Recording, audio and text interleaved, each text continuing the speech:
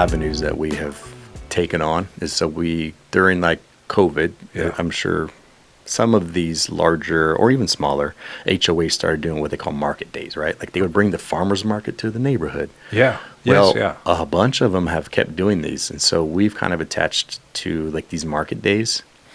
And the first two we've done multiple, but like before I knew what we were getting ourselves into, because we would pop up. I got a refrigerated truck, so we would just have stuff out there that you could buy. We sold out within like an hour and 40 minutes. That's great, though. Yeah. And I was like, oh my God. So like you start to look at that though. You're like, man, that was only 2 hours and we can probably do, you start to calculate like the return. I'm like, these are profitable, like, and then people are really appreciative because you brought the grocery store to them. Yeah. And so we get so many return follow-ups of like, hey, are you going to be? And then that kind of circles back to like this whole awareness of, bringing it local. Like they wait for us to get there now. Yeah. And then they buy their meat from us. Like, yeah. And then are they tasting the difference? You know what I mean? Like probably. They have to be, right? Why wouldn't they? Why would they wait that long? Sometimes, if you're regularly eating certain things, like from said grocery store,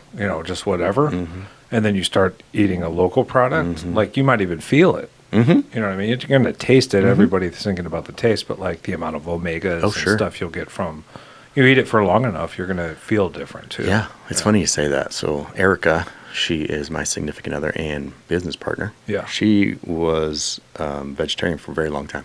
Okay. She thought she couldn't eat meat. Yeah. Right?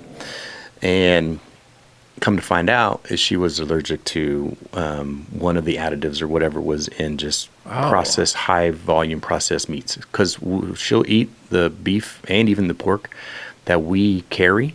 And she hasn't had any. She used to have like, she's going to hate me for saying this, I'm sorry, but reactions in her gut, like it was bad to the point where like she just stopped eating altogether. Well, she might be embarrassed by that, but there's like so much shit and everything. Like there's not even corn anymore. Right. Like there's not even wheat. Like there's heirloom wheats all over the world. Heirloom corn's just south of the border. And here we've got God only knows what. Yeah. And so like people eat certain things and they get messed up, but that is interesting that they're pumping something. That's crazy. It's got to be in the feed, right? Because they are what they eat. So it's got to be in the feed somewhere.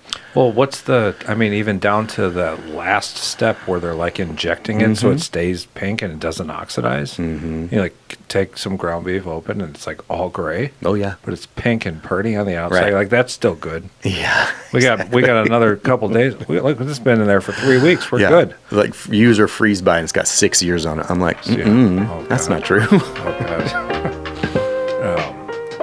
Well, so what are the